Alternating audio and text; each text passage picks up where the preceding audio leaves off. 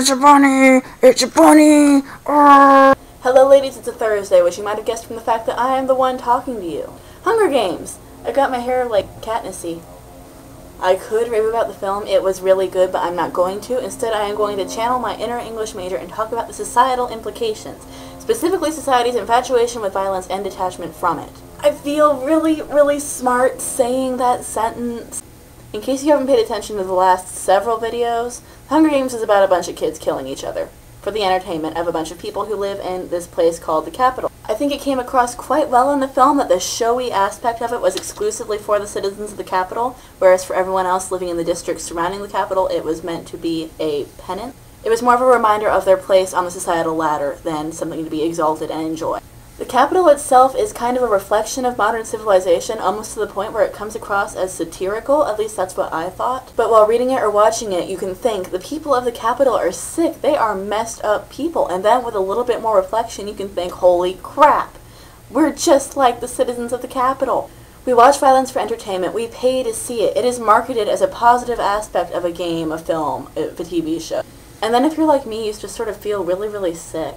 You have to wonder, though, why? Why are we even like this? We are taught from birth that violence is a terrible thing. We are taught never to take a life.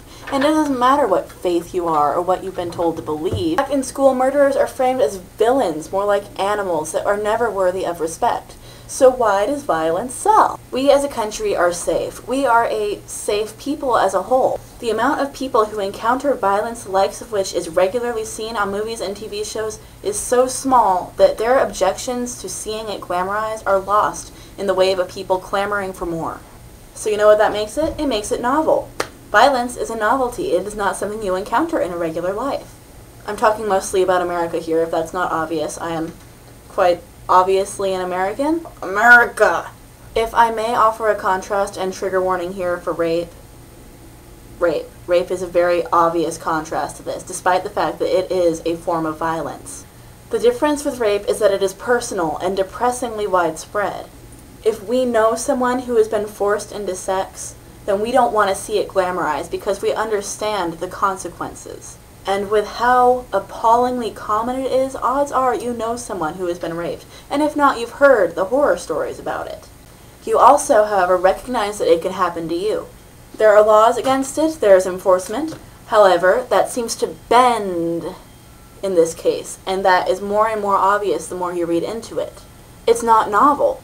Okay, back to the Hunger Games. The people of the Capitol are in a safe place. They are not regularly exposed to violence. The place they live is a metropolis. The only exposure to violence is through the media that is offered to them, and because of its novelty, it sells. It's why the Hunger Game became such a spectacle, with all the hype catering to the hunger for something novel and different and new. The sad thing is that implies that true love in the Capitol is as novel as violence, which is why it sold even more than the violence, which is how Hamish played it. I'm pretty sure I'm out of time. Thank you for bearing with me, and I will see you lot next Thursday. That's Leon. He's a sexy beast.